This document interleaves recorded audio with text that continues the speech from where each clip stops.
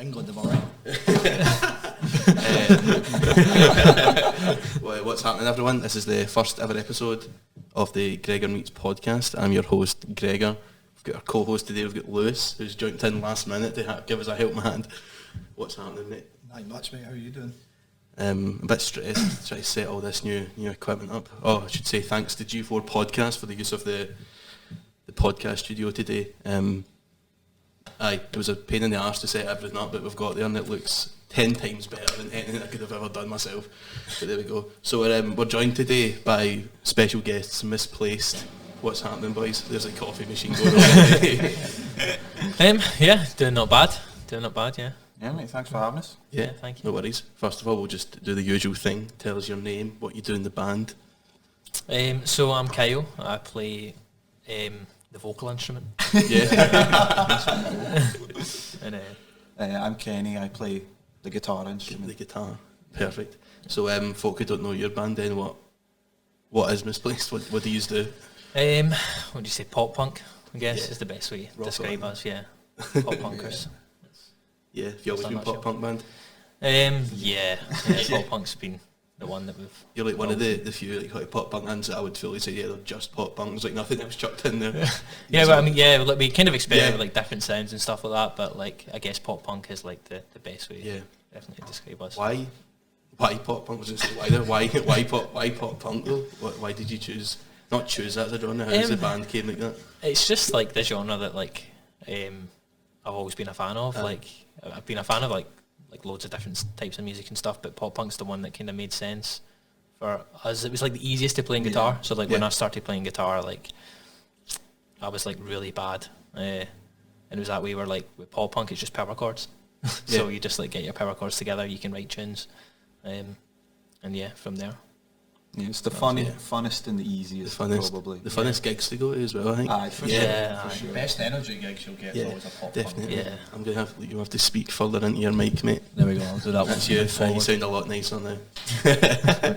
But yeah, I think I've seen Misplaced a couple times now. You've seen them once or twice, maybe. Once before. Once or twice. Was that the Woes? That was at the Woes final show. Yeah. Oh, yeah. okay. What a gig that was. Also our final show. Yeah. The last show you guys played. Yeah, it was. You've done so much since then, though. It must be a bit mental. It doesn't even really feel like the same band, to be honest, at all. Yeah, like none of the stuff that we have out now. Yeah. We played that night, so That's mental. it's really weird. Yeah. Have you just sort of, is it why again is that? So is it just the music changed in the band? Well, like we were actually like really lucky. We managed to go down south and record just before like COVID happened. And like the week of. Yeah, the week of, like when we got locked down, like we came back up. But basically we knew then, like when we recorded those songs, that they were like the best songs we've ever done. Yeah. So like we knew from that kind of point onward that like everything pre that was like going to get not scrapped and completely forgotten about, but it was like, okay, we're moving on to bigger and better things. So we just managed to. Was that the songs that we would sort of hear now that on that latest EP? Yeah. Was it the FFS EP? Yeah. Fell in love with a lie. Fell in love with a lie. The 3 songs we recorded was FFS, Fuck That I'm Alright, and I Don't Know Why I Try. And when we done those, we were like, we knew it was a different level from the shit that we had out before, even though we did kind of like it. But where was it you were recording down south? Was it with Ricky again? No, it was with Ian Sadler. So he's down in like Whitstable, like right down at the bottom, near where Ricky is, like Kent. But yeah, some journey. Yeah, Is he getting any sort of elite noble clients that folk might have heard of? And yeah, in terms of pop punk, he's worked with like Rome, like Homebound. He's worked with like other bands like Gender Roles and stuff like that. Do you feel like this is the most polished stuff he's have done so far in regards to like sound? Yeah, I mean he's like, in terms of working with him, like he's brought something out in us that like we've never had before. Like we've got some more material that we're working on at the moment as well, which we believe is like even better than what we're doing and what we've put out. So yeah, it just feels like it's onwards and upwards. Class. Brilliant. So the latest EP just came out and it's been doing like fucking bits online, hasn't it? You have to say so. It's been fucking mental. Did you expect that? Not quite that. It was like we definitely knew before we dropped them. Like we knew they were better than what we'd ever done. And like when the first one we released, Fuck That I'm Alright, like we were like sitting up drinking like the night before, like on the like kind of midnight release. And we were just like once it dropped and stuff, and like having like mates and stuff saying like, oh, like this is a bang. Like we knew there and then like, right, we've taken it a step up from like our old stuff. Because our old stuff like was all right, but we knew that it wasn't like at the right level to like capture like real fans, I guess. Yeah. But yeah, we knew it was going to do stuff, but I guess not. Mm. We didn't know we were going to end up getting signed and all this stuff. Yeah, that's mad. Who did you get signed with again? We Are Triumphant. We Are Triumphant. Yeah. Is that like I'm not too familiar with like labels and such. Is that like, would you say it was a big deal in the community? Yeah. It was a big deal. Like obviously like Neck Deep, like they used to be signed to them, like when they first started. So like it was cool, and the fact that they're from like LA, it was like cool as well. Like we've heard of them. They've had big bands on the roster, and they've got some really cool bands on there just now. So yeah, when they like got in touch with us and stuff, it was like whoa. Yeah. How did you feel in that moment when you saw it? Was like, did they phone you? Did they email you? Like, what did they do when they contacted you? Yeah, they sent us an email that we woke up to, or waking up for work one morning, and we had an email there. And yeah, just couldn't really wrap the head around it a little bit, because I guess like getting signed is like something that a lot of bands talk about, or people in bands talk about, and it's just like the goal almost. Felt a bit like being chosen, you know. Yeah. But then once you're a few months into it and you realise like you're still down here, like it's just you've climbed like a ladder, but now there's a whole new game opened up to you, and you see like the limitations that a label like Triumphant have versus like majors, and it just becomes another game. When you first got that email, you probably opened it and went, "Oh, it's probably one of these spam emails." And you're like, "No, I don't believe it." Well, we arranged a call with Nico, who's our A&R. He's the one that scouted us, and like shout out Nico. Nico, he's the best. But, shout out to Nico. But once we had a call with him, it was like, I think, to be honest, we were convinced quite early, just because when you're that early on with your music and stuff, and there's somebody actually in the industry saying like that they like it and they think they can help you do something, it's really fun. And Nico's like really like Nico like kind of understands our vision, and is like a fan of like a lot of the artists and stuff that we're fans of, and like understands where we're coming from, and it made total sense to sign with them. Yeah. So why do you think it was that EP then that sort of made the jump for you? You've said that the songs were like hit different and stuff, but how did those songs hit different? I guess like working with Ian was a big one. Okay. Like getting in with him and like his expertise, like he could for sure bring the best out in us. And we're just like, I guess we've just been writing songs. The more we write songs, the better we get at it. Like just keep working at it. Like my vocals have like improved. I mean, I'm still shit, but it's as long as you just keep going at it, just working at it, then like you will get better. Yeah. You do have that, I've noticed, in like the songs you have that pop punk voice. That's what Kyle does the best. It's like I think like Neck Deep in like 2012. That's Kyle. That raspiness, then the evolution's just going to come from that. It's mental. It's really good as well. I don't know if you've listened to the. I've not listened to the EP yet. No. It was. What are you doing, man? Is it Fuck That, I'm Alright? That song hits quite hard, like really hard. Aye. The song for me is not even on it. It's like see that cover. That Blueberry Fago cover, fuck me, man. That was a fun one. That was a really good cover. Like the best pop punk song I've not ever heard, but fucking outstanding. Thanks, man. How did that happen? So again, the label do like collectives, like throughout the compilations, with like just a bunch of their artists on their roster, and they get them to like record covers of like the charts those days, like. So whatever year it is, like you just look through the charts and be like, right, what song do we want to cover? And we just chose Blueberry Fago because we're a fan of like that sort of like sound. We're a fan of like hip hop and like Sinclair and all that shit. So that song just as well, like when we like sat down with the guitar and played it, was like, no, this'll bang. Yeah. And you really made it your own as well. Like I didn't even listen to the original before I heard that, and the difference in the way you guys put your own spin on it. Like, definitely did. Yeah, it felt like it was its own song. Yeah, out with a cover. Yeah. I mean, the way I was thinking about it was just like, okay, this song's like a banger, like such a vibe. I was like, I'm just going to yell this. Yeah, outstanding. So like, you guys must be missing then.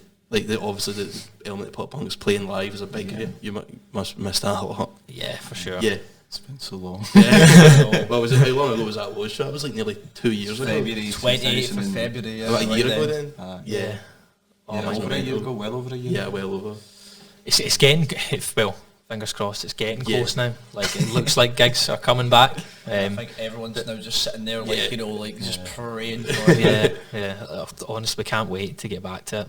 But like, it's one of those things that it can whipped away if. Yeah, really, it's like we feel like we've been close a lot of times, and then it's like, oh no, this actually isn't going to happen. Yeah. So our primary focus now is just saving up material, just recording as much as possible, because that's obviously time consuming and expensive. Yeah. So if we are thinking is that if we just stack as many songs as we can, then when gigging eventually does come back, we can just go crazy and do as much as we want. Because we'll have songs saved. Any gigs like booked that you can look forward to? We're working on it now. Yeah. Like we've got a few things like in mind, and potentially like pretty soon we'll have some stuff to announce. Okay.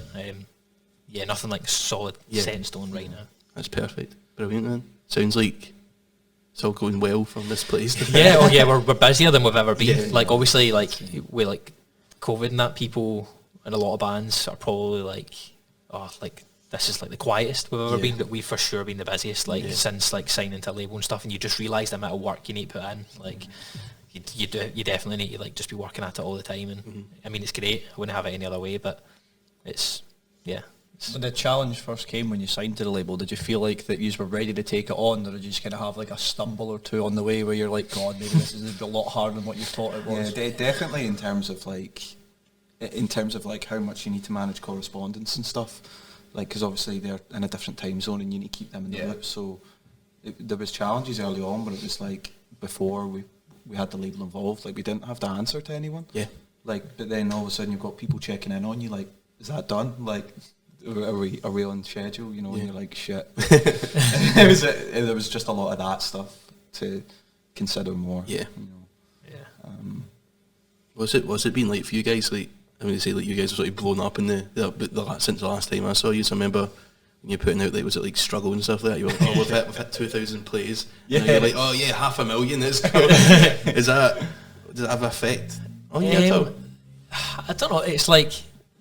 It's definitely like pure mind blowing when you think about it, but I guess you just try not to think about it too much. Yeah, because like the thing that you for sure realise is like once you put like material out, like the first thing you ask yourself is like, shit, what's next? Yeah. Like you can't really just sit and pure like just watch the streams come in and sit back. Like you need to actually like put some more stuff out, or people will start getting like people forget about you. You know, like then in today's like music industry, it feels like people just need to release way more often to be remembered, because there's so many good bands out there, like so many, and it's like if you go quiet for 6 months, a year, people will forget you're in a band. And as well, once you've hit a certain target for like streaming, like it just immediately becomes bullshit to you, and you're like, now everyone should be that. Like, every song should break 100k, like, and we want to push to get songs to break 500k, and so it's kind of a punishing mentality, but. Like after you've reached a certain goal, it's just you're bored of it and you want the next one, you know. Brilliant. Going to like a topic I think we could talk about for ages. Seems like pop punk is coming back. I think so. You've got rappers like turning into pop punk stars. You've got big MGKs at the forefront of it.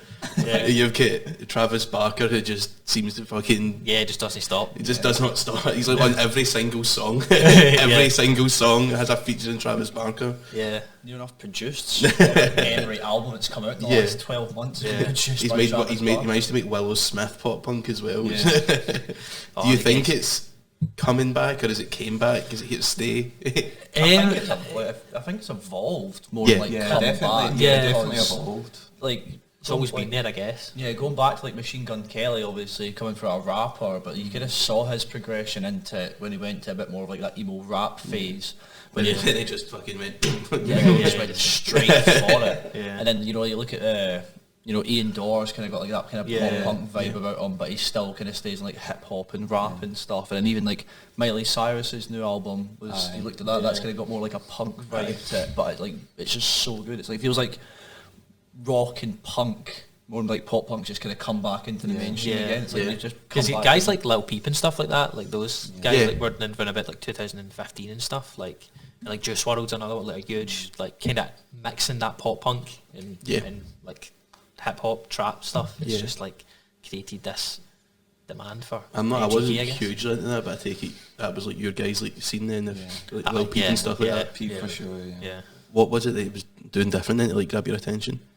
It's that way where he's just like combining all these different genres and still making it sound dope, because like it's easy to be like a fan of like two genres, but like actually putting them together is like easier said than done. But like his voice as well, he's like got that sort of, he's got like the pop punk voice. Like he's definitely got like he sounds really like Good Charlotte. Like he sounds like he's just got that pop punk voice, and his melodies are so pop punk, and then just put that over like a trap beat and he sounds dope. Yeah, I don't even think that was what he was aiming at. I just think he was.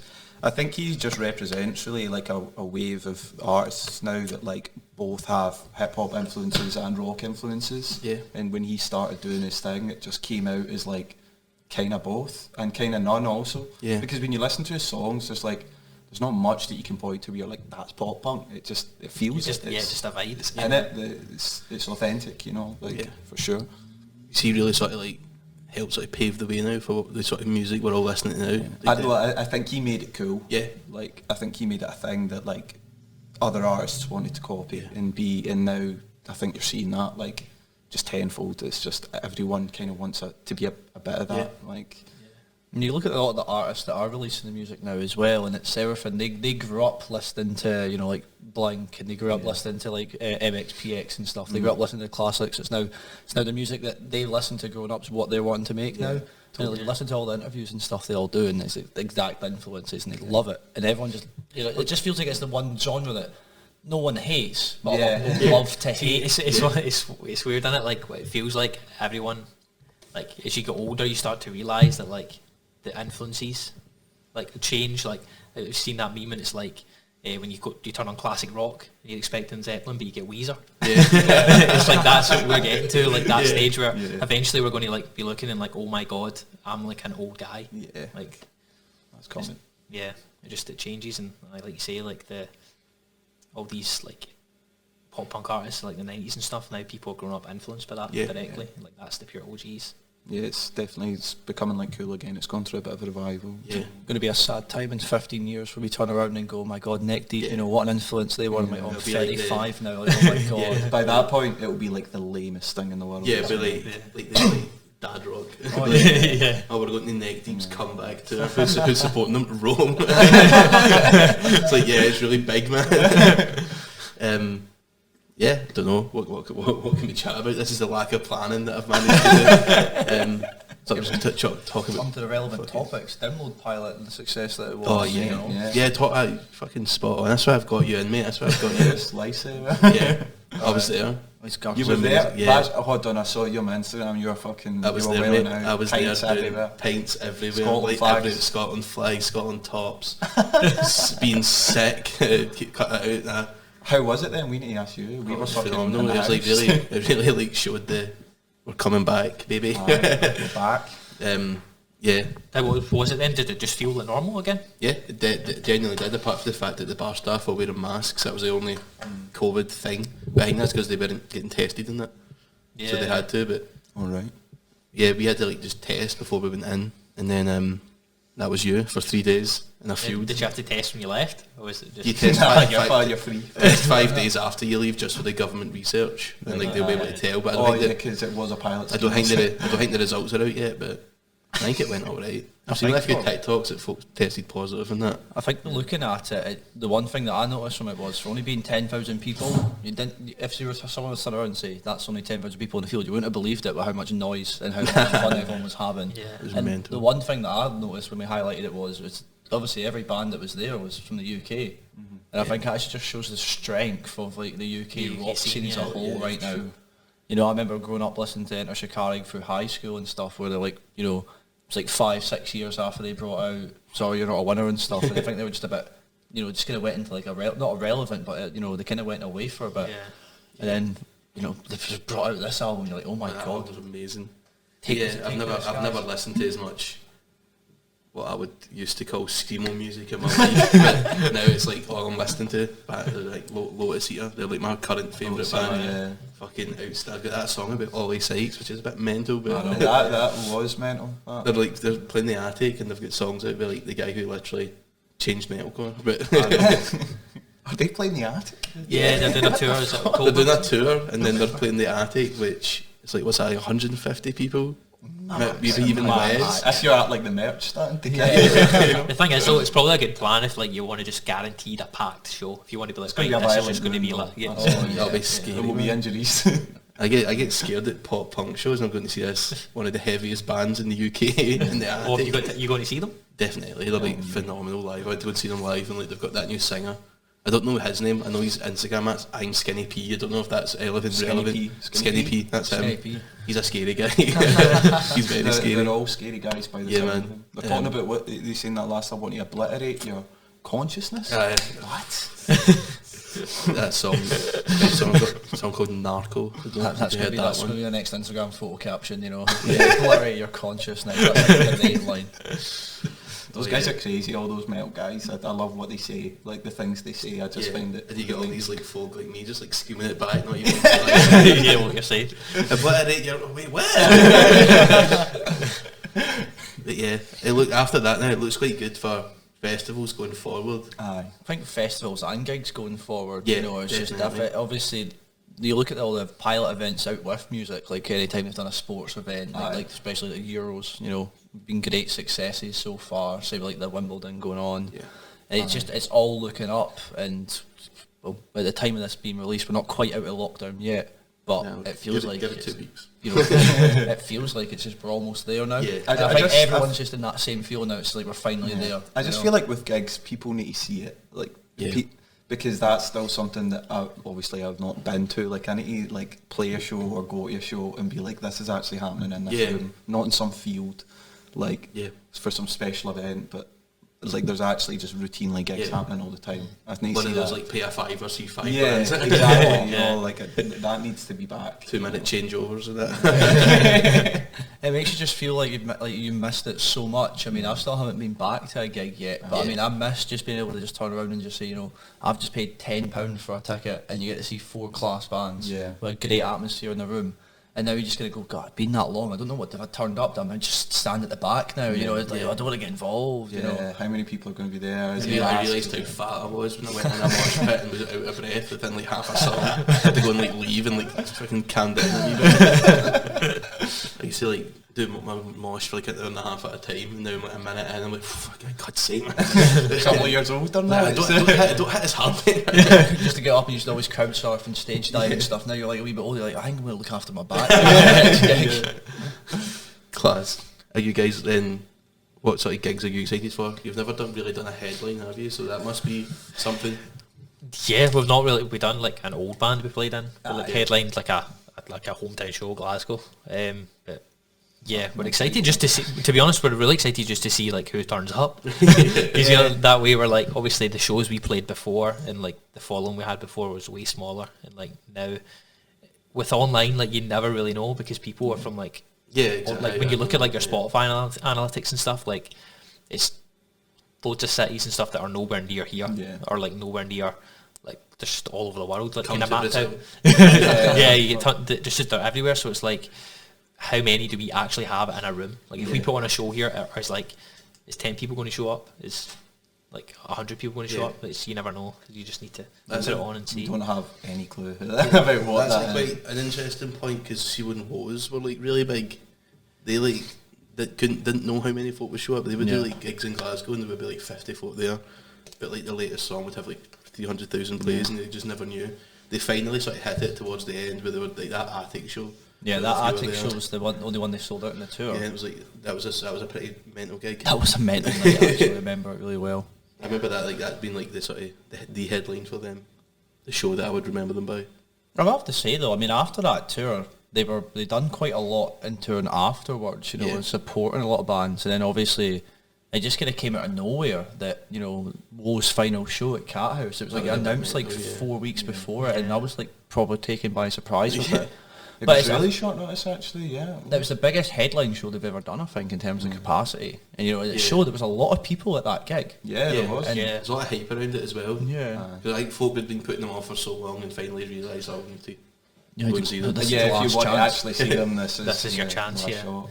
And I think in a situation like that, like, that's when you really see the depth of your fan base. But for a lot of people, like, you might book a date and you're thinking, oh, this is the only people I can put in a room. But a lot of people, they're not free, or they're working, or they're busy or something. So you never really know how many people you can get in a room until it's like a big occasion, like you can't miss this. If you're a fan of Woes or something, like, you have to be there, and then you see your fan base.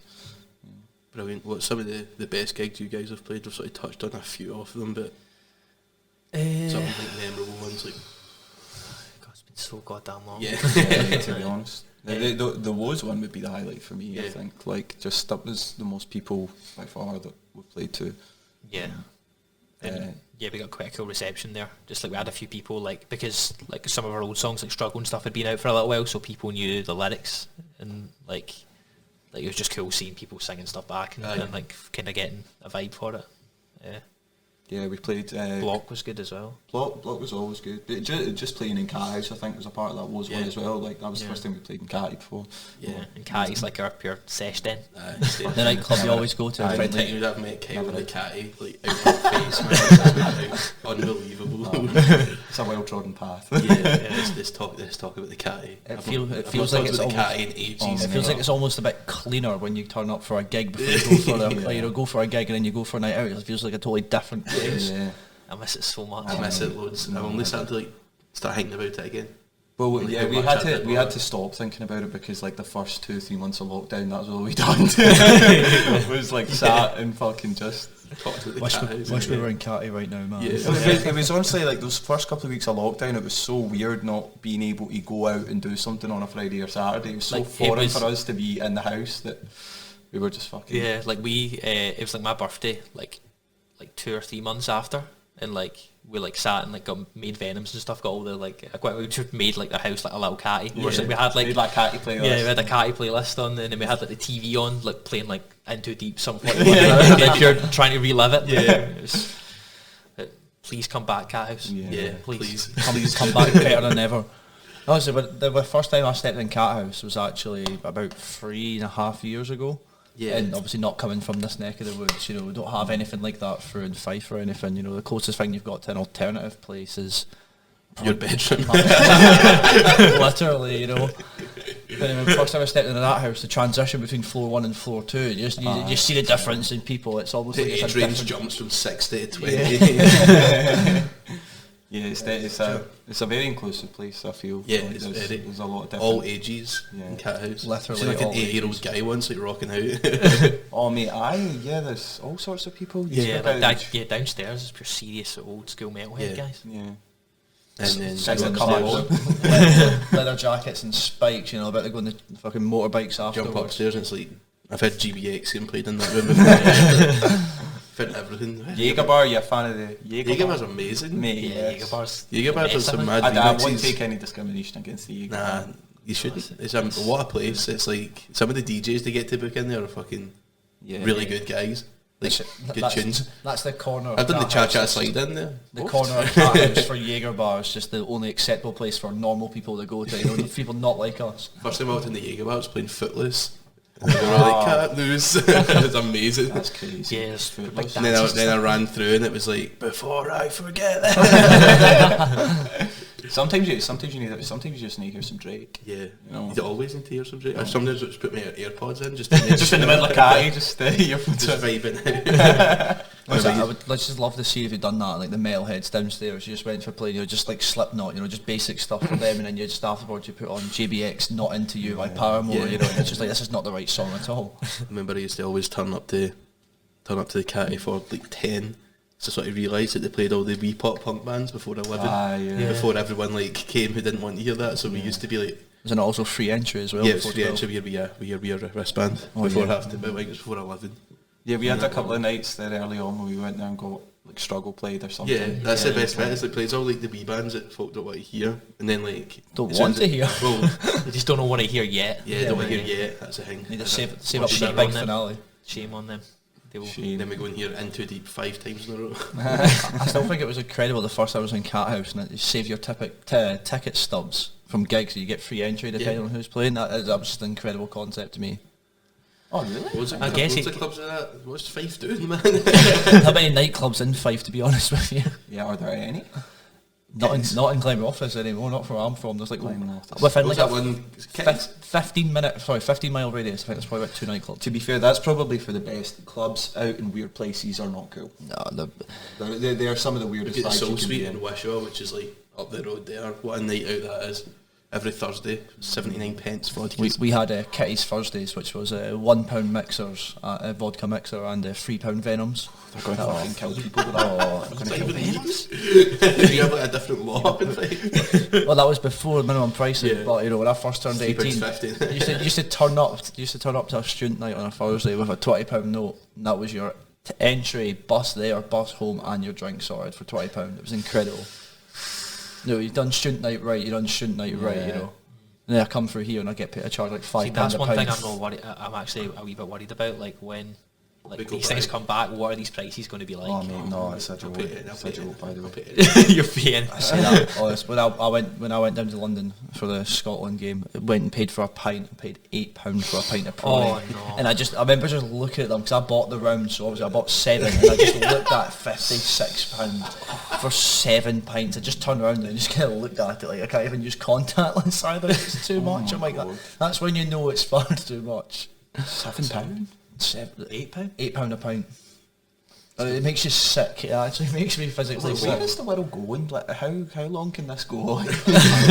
Well, what is it for tenants at the pub across the road? It means like, what was that, like £3? £3.50 or something. £3.50, which is alright.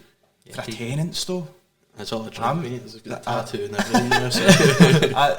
I feel, my memory of a tenants is like that's a £2.90 pint. Yeah. That's my memory of a tenants. I wish I knew that memory. I've not seen tenants blow £3.50. I don't think in my life. And maybe I'm remembering it a fucking still game or something. Yeah.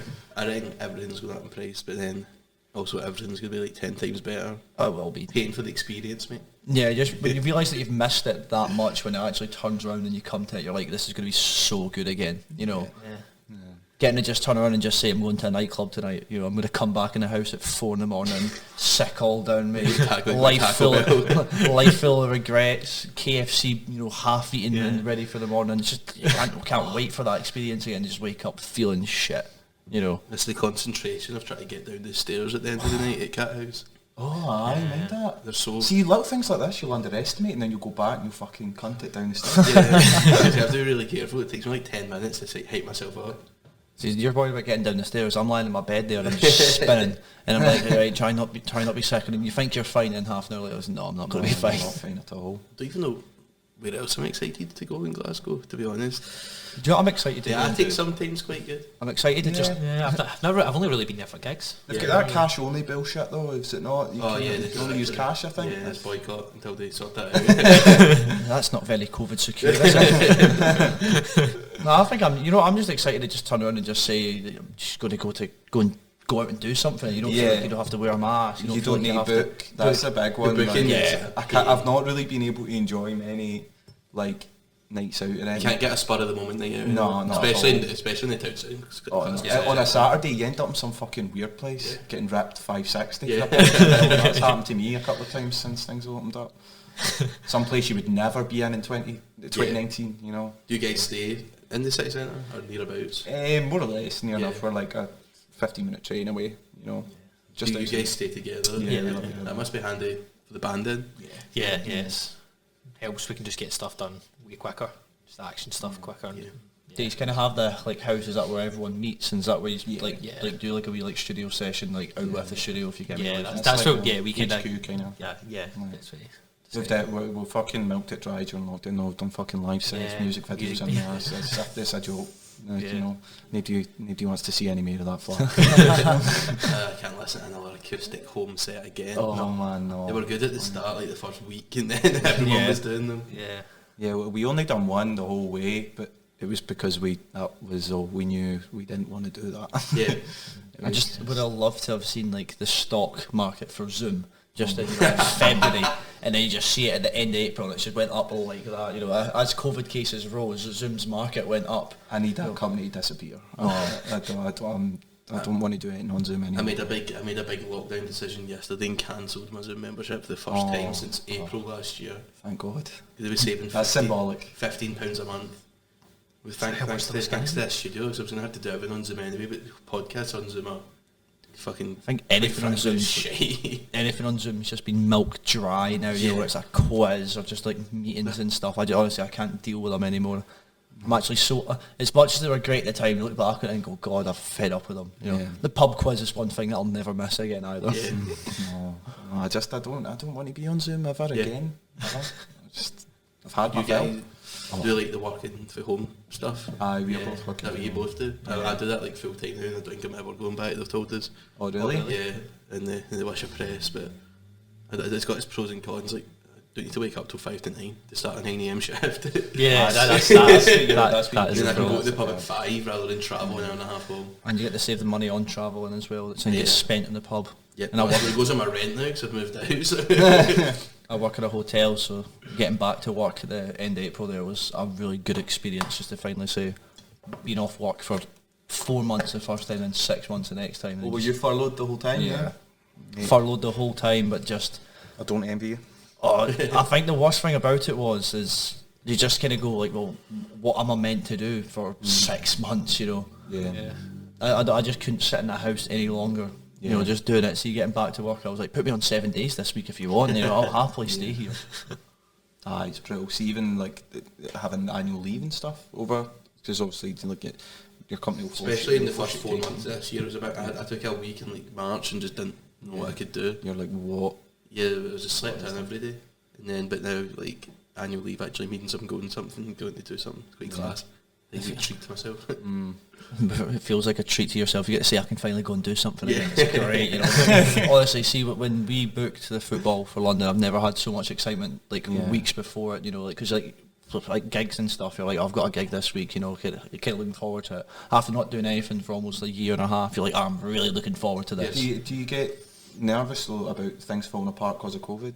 Like, well, we've got like recording dates booked and stuff, and we're just petrified to leave the house. I've got Leeds Festival booked at the end of August, and then like once a week I'll like just shit myself like, oh wait, what if it doesn't? Then I've got nothing to do. If you're the guy that gets COVID and you need to stay in, and all your mates are away doing something, and you're like, it's a bit. Well, that was the problem that I had, because when I had COVID just 2 weeks ago, that was the one thing, because you know, you see all your pals and everyone's out going doing things, and you're just lying there kind of feeling sorry for yourself. Yeah. You know, being asymptomatic about mine the whole time as well. At least when you feel like you're ill, you feel like you're doing something. And if I feel the way now as I did 2 weeks ago. The virus, you know, myself. I'm protecting Scotland by doing what I done. Yeah. How much pop punk did you listen to then? When you were feeling sad to yourself? Far too many. Well, not enough, because you're not listening to it. Yeah, mate. I know, man. This was recommended it for 2 months, was it? A very last minute decision from Gregor on Monday night, you know. I was going to do the wee. I missed out on it. But yeah, let's take a coffee break for like 10 minutes, and then we'll get back to recording. So on the next, there's not actually a break for the audience at all. So we'll be away for 10 minutes, and it'll be like 20 seconds, maybe even less for you guys. There we go. Let's take a break.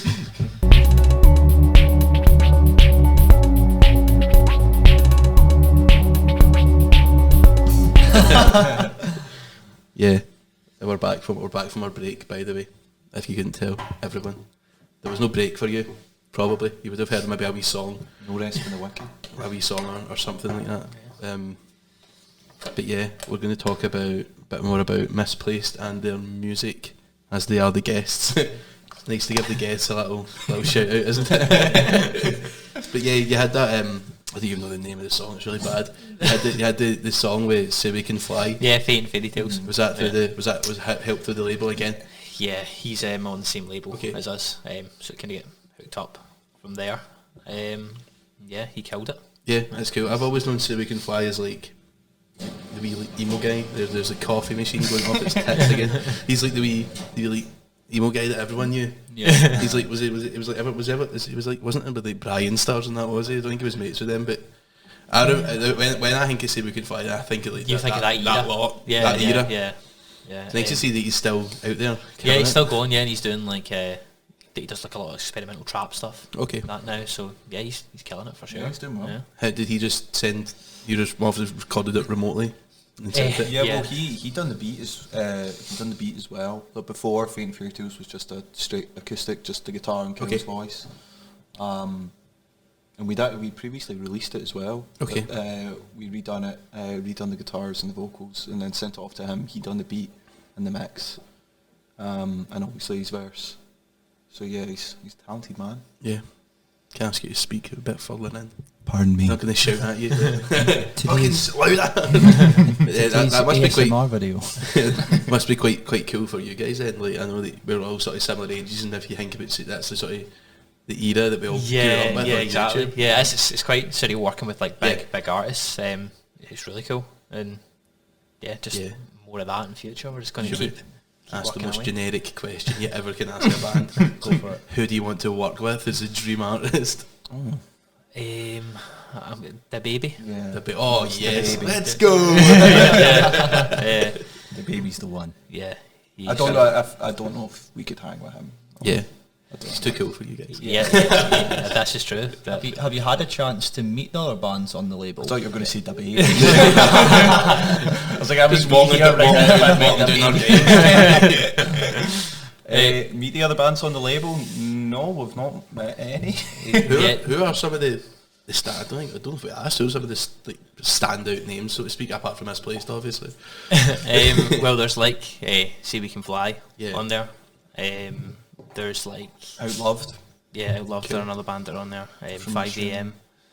Betterwood from Aberdeen. They're a smaller artist, but they're There's amazing. a hardcore band there.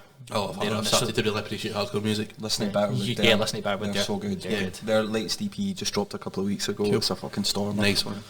Guy's insane. Yeah, and they happened to sign just like pretty much a couple of months after us, so it was like super quick. So like, class to see Scotland, take over LA. Yes. That's what's happening. It's so right good, now. man. It's cool. Remember there was like UK pop punk was it like its biggest a few years ago, and then Scotland had nobody. They had Campfires, and that was maybe it. Yeah. And even at that, they didn't really get big. No, they didn't really like progress through the scene. But I think the biggest pop punk band, obviously, before. Obviously, I think News are probably the biggest pop punk band in Scotland. In Scotland just now, It was like Woes, I think, was probably the biggest. For one. sure, Woes they for opened a lot Everton, of a lot of doors for Scottish bands. They really showed that we could actually do it. Yeah, For exactly. sure. Yeah. We saw them support Neck Deep a few years ago, and it That was was- like, wow, Yeah, that was we had played with them before. Yeah. And it was like, that's crazy. Yeah, like they were at up the there they were at the from- academy that Yeah, year. yeah, But, that's right. that was the. They had a really good turnout as well. Like, I remember I recorded a podcast. Oh, it was like an interview, but I was in like their tour van. And I was drinking like Glen's vodka out of a lemonade bottle. 17 at the time. Yeah, they're doing a few of those guys now are doing that Happy Days. It's Nishi and Luke. I really rate Happy Days a lot. Like, I Happy Days follow are them good. quite a lot. Yeah. They're getting like Radio 1 playing everything. yeah, they're doing really amazing. well. Yeah. Getting a lot And of then guys. who else is there? Who was that other band? I always forget the name again. They were. We saw them. They covered Lewis Capaldi. Was it Worthless? Oh, they're fucking yeah. sick. Yeah, They're really Worthless, good. they're still going. They Yeah, released. they're from Hamilton. Just like I don't mind really? pointing. Are they to from where Hamilton? is. Yeah. Yeah, one of them is. Right, okay. The front man. I think is it Jordan. He's called. He's Yeah, guy with yeah. the long hair. Right, yeah. Remember that they did like the Lewis Capaldi pop Me punk and- cover, I and know, I was me and you we did a loved few it. drinks. I was basically up the back and burnt up the back like crying my eyes out. Who else? Is it, the Trips obviously don't you class them as pop punk, like but all emo type. Yeah, amazing. Yeah, That yeah album's Spoke Too like, Soon as well. Another band that have been. that's the one I was thinking of. The guys from Edinburgh, they were on. Yeah, no, that, they're from were they? Inverness. I want to say. They were on that. They were on that Woes show anyway. I know they played after you, right? Yeah, you say? yeah. Yeah, I saw them at Sneaky Pete's when they supported Rome. Just before it, because they announced that they were supporting Woes for the last At that show. show. At that show, because when Rome were doing the It was like a small, like it was like an intimate venue, like a month or something. Is what February was. They were doing like sneaky Pete's. Intimate venue month. It's an independent venue week. Indie venue month. It was just quite weird because obviously I've always known, being from that end, like Sneaky Pete's was always like, you know, not an intimate venue. Not an intimate venue at all. It was literally like. Is this the place we were talking about the other day? The place Sneaky Pete. Like we had a gig once at like Opium. Which is like right beside. Right next door. So we turned up, like we like never been to Opium before, and we like walked into Sneaky Pete's and we put all our stuff down and stuff. There was a promoter there, and they were like, "Oh, you the band?" We're like, "Yeah, we're the band." They were like, "Okay, just go set up," and we were like, "Right, cool." And then like we just started to like get this vibe that like we didn't know, we didn't recognise anyone. We'd already like played a show the previous, or we'd been to a show the previous night with a few of the bands that were playing. So we're like, we don't see, where are all the guys? Like they're supposed to be here, and then we just like sort of clocked on, just grabbed our stuff and just walked in. And you have the bollocks to say this promoter, like, we've got it wrong. You just turn up next door and everyone's like, where have you been, guys? Long story, you know. No, Sneaky Pete's is always a venue I refer to like dance and house and techno and stuff. Right, okay. So see, when Roman was doing a tour, I was like, God, that was quite a weird one. Because when I went in, obviously it was right next door to the Opium. I'm like, I think this maybe they got the wrong venue. You got it wrong. They got the same mistake we did. Going to butt in here. So at the recording of this podcast, it's the semi-final of the Euros, and there's been a goal for who scored? The Danes, baby. Shots. Denmark are on now. Bursting it. Who was it? Damsgaard. Oh, Dan's. His name will live in infamy. There we go. So that was 30 minutes in at the recording of the podcast. So it's half an hour gone. Half an hour and we've won that up. And we've just and at this point in the podcast, we've just lost every English listener. Sorry. And doubled the Scottish ones. There we go. So any Denmark bands that want to jump on, feel free. We wish the English all the best, but they can't. I was thinking that, like, I was saying that I didn't want England to win, but then it's not like an anti-English thing. It's like I don't want.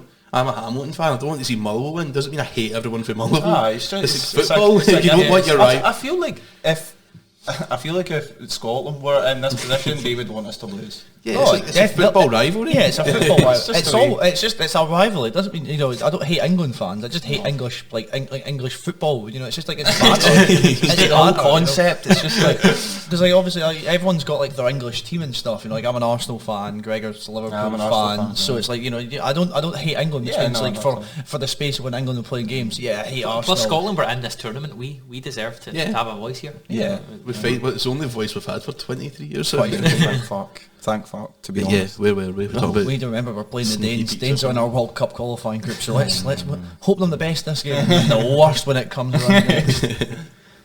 Yeah, where were we again? We're talking about your Sneaky Pete's. Venues. Well, this is a good one for you. So, what is the best? What's a venue?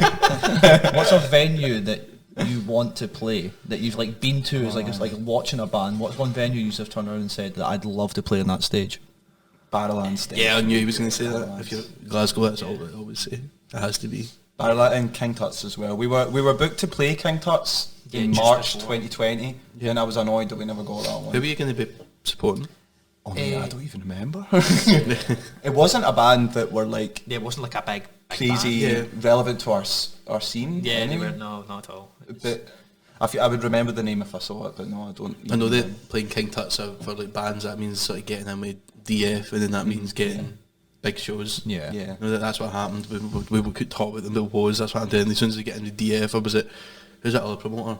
The Triple G. Triple G. Yeah. I know that especially your scene getting in with Johnny and that is like. Obviously, Johnny's Instagram's been just every day. There's about 10 stories of just and like new show announced. Yeah. Like the man never has. Oh, a I day thought you were off. talking about the England shit. Oh, the guy's on one, man. I know, It's fucking in my head. He done such a funny video. He done that. Oh, like, they're coming home. Yeah, that was fucking gold. Did you see it when like? Nah. Just before the Scotland England game, and like he done this video where he was like lying in his bed and like he got woken up and it was like it's coming home with Slits playing, and then he's just like he winks at the camera and he goes down his top. He's got an England top on. It was so funny. He took it to us for sure. You worked with like Johnny and Triple G quite a lot. We have worked with him in the past. He's a good guy. And I know that especially for like the sort of the alt scene, that's quite an important promoter for Glasgow and Scotland. Yeah, especially. He does a lot of work. He puts on. Like when you think about any pop punk gig, chances are he's had something to do with it. Like he's just Yeah. Anytime you ever see one announced like Scottish wise, it's always him that's for his like socials. It's incredible. Yeah. Brilliant. I don't think I've ever met Johnny either. Been to loads of his gigs though. Been to loads of his gigs, never met him, but like it seems like he's such a nice guy. I heard did Triple G do like the ICW stuff? They helped them out a lot, I think. I don't know if that's right. They did, yeah, I think they helped them get that regular garage spot, which really made the ICW massive. But that's not not relevant. ICW. Speaking of it, just one thing coming back. You know, the wrestling coming back. God, I've missed it. You guys are a big wrestling guy, huh? Yeah. No, we're big into MMA. Yeah. We watch all those fights and all that. Yeah. Wrestling, I do like when it's like on the TV. I think it's hilarious. I watched my first MMA pay-per-view a few weeks ago. It was that Paul Craig fight. That was quite fun. He's from here. He's been going for so long. He used to teach him at school actually. I do. Yeah, he used to like help out. And now he's like, well, you've got he's a Gregor Poiriers this weekend. Yeah, that's right. Yeah, number 3. It's a big one. But Paul Craig is a good example of like, I've been hearing his name for like years and years, and people are only now starting to see the fruits of his labour. But he's been going at it. I remember I looked at his odds, and it was like for him to get a knockout, it was like 9-1. And for him to get a knockout in the first round, it was like 25-1. And he did it in like the first 20 seconds. A lot of folk probably made a lot of money.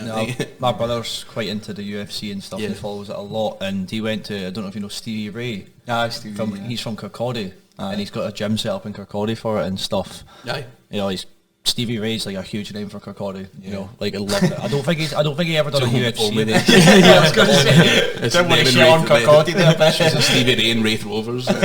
Jordy Monroe. they like just watching it and stuff. See when 262 was the first one they had with a full crowd, and you just heard the pop.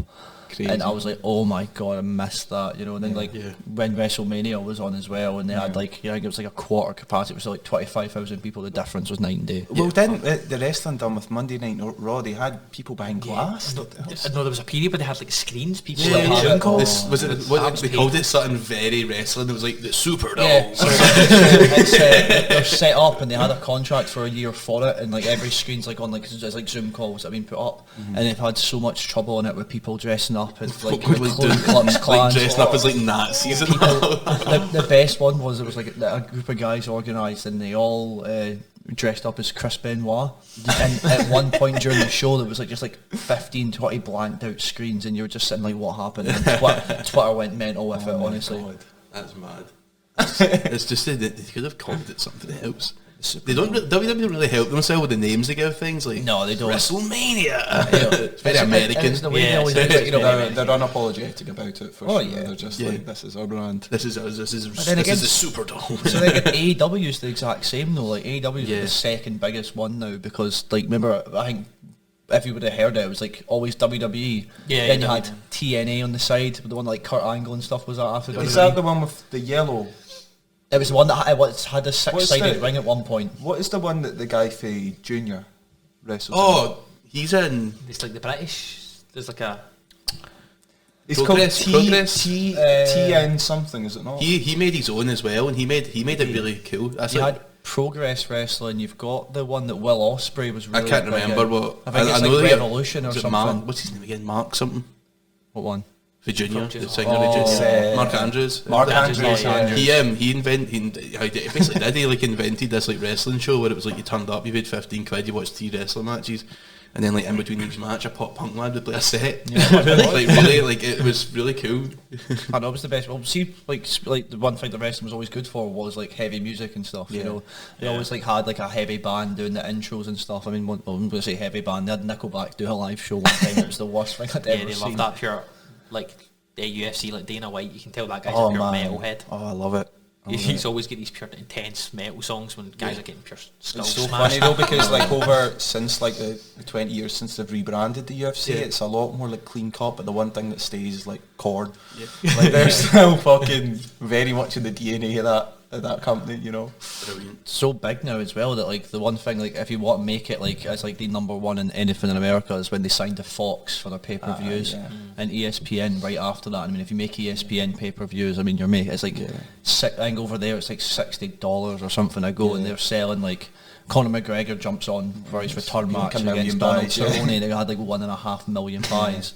Brock Lesnar was a UFC 200, and it was like that was like a huge draw for it. Yeah, and that one got like 2 billion plus buys, and you're just like ridiculous. It's money. never really been my scene, the fight and stuff. Not not like a man of violence. Nah, I hate violence, mate. It's all about peace and love. Fake violence, like Jeff Hardy and stuff. But nah, never really fully into it. I like a good knockout, but I do also like a good Jeff Hardy. I get dead like ladder. I get feeling like sick, like see when like, the arms twist and that, like you can like turn the telly off and like take 10 minutes to myself. You say sometimes not a very nice sport to watch, to be honest. Like when you're a fan of somebody, it's not that enjoyable. No. It's really nerve wracking.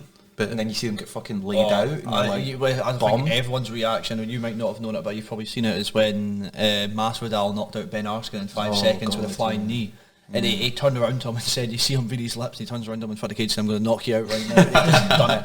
But like that's like one of those moments, if you're in a live crowd for that, and you just see it, it's the main event, you might have paid like $500 for that ticket, and you see a 5-second knockout, you don't care, it's amazing.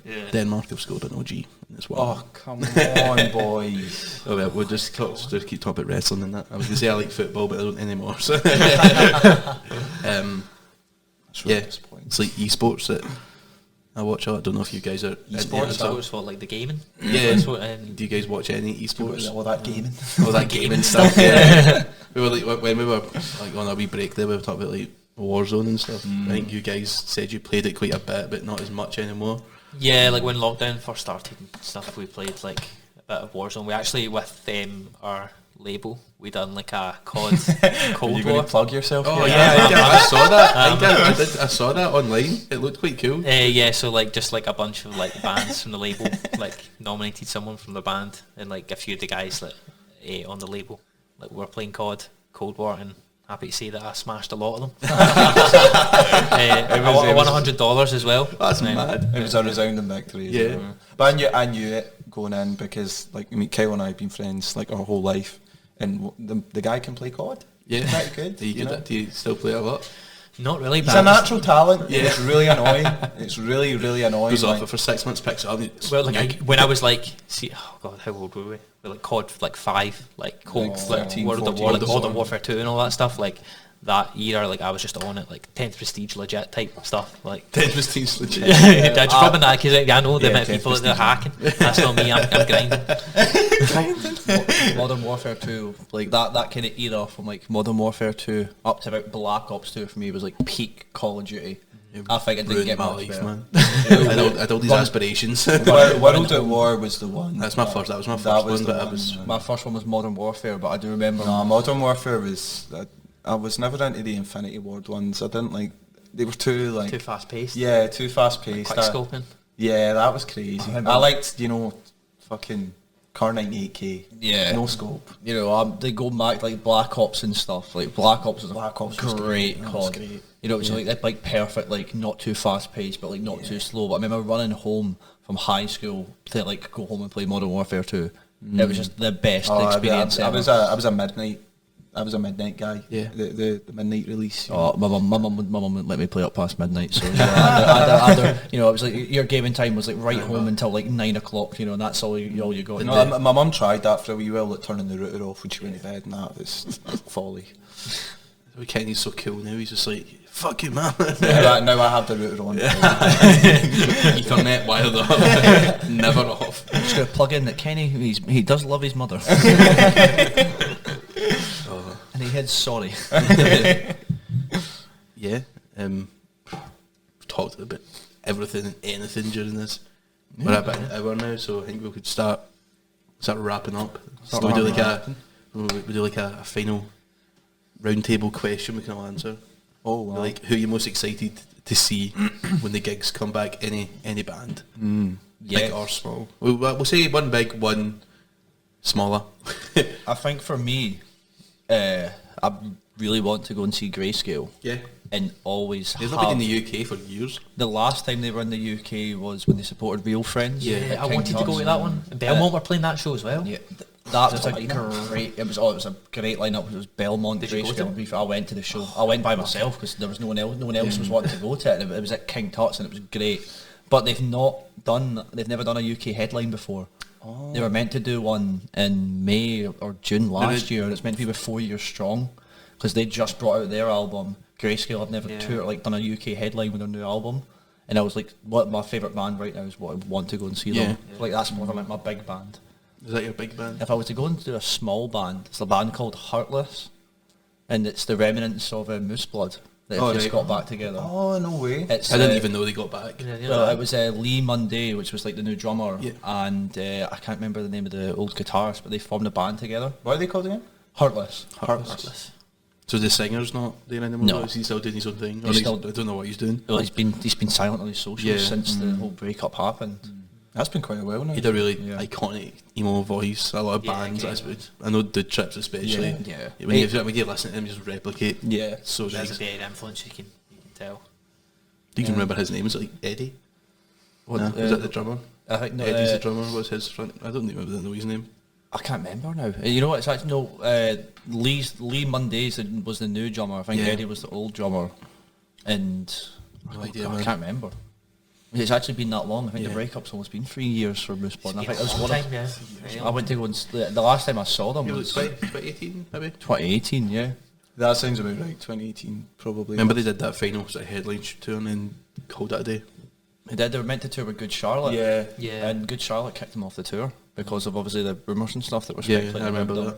And rather than dealing with the rumours, they just went, see you after. See you later. What about yourself, Kev? Like any bands you're wanting to? Like in terms of small bands, I probably want to see Bitterwood. They're on label with us. They're like such a good hardcore band. I'd like to see their live shows look insane. Yeah, but I want to see those guys. And in terms of big artists, I don't know, so many, anyone, everyone. Like anyone. I want to see. Like I hope the baby comes. Yeah, he was meant to be at Leeds Festival that we're going to, and he's pulled out along with Doja Cat, who I was also a bit angry who pulled out. Not angry, like hardly going to go and find her, but the baby was meant to be on Red and Leeds. Yeah, and he's that's not right, playing it anymore. Right. Then Doja Cat's not playing it anymore either. Quite a lot of it. Machine Gun Kelly's there, so I'll be up the front. That's exactly all I'm needing. MGK and Youngblood, man. They're like me, you, and then loads of like 15-year-olds. Because we listen to music that's like 5 years too young for us. Do you like MGK? I fucking love MGK. His stuff is good. Good. I was so hyped. I'm in Youngblood. He brought out a song called it was just a single called "Why Are You Here." He brought that out just for Christmas, and it's like the song that made me kind of like fall in love with him because it had that proper like emo pop punk vibe about it now. Yeah. And then obviously Tickets to My Downfall. Wow. Yeah. It's just like you have to listen to that album from like start to finish. You can't just like pick out. It's not even like ironically good. I just genuinely do really enjoy it. I used to make fun of him so much, and I listen to that. I was like, oh my god, I need to go and become a hypocrite. It just reminded me like they wanted that album to sound like 2005 pop punk. It's like just like really cheesy, and it just worked. It was just that good, you know. I think I'm okay with Youngblood. That's a good song, but at the same time, it's like very easy to make fun of. It's like watch me take the good thing. It's like rock and roll, baby. He's at Leeds. That'll be good. I know that. To be fair, that Leeds lineup is going to be really good. I think 'cause is it the Friday for us, or is it the Sunday that we have that lineup? No idea. But like the lineup for Leeds Fest was like really good. I know a few artists did pull out, but like cause like travel restrictions and stuff. But when is it again? August, very end of August. Right. 26th. Oh, I'm going on the 25th. And so you for the early bird. I'll probably be prime anti-COVID time. But all the restrictions will have lifted, surely. Yeah. I'll be like be living in freedom, man. The best time to go. 100,000 cases a day, though. There we go. Who cares? As long as it's going to be you. I've had both vaccines, mate.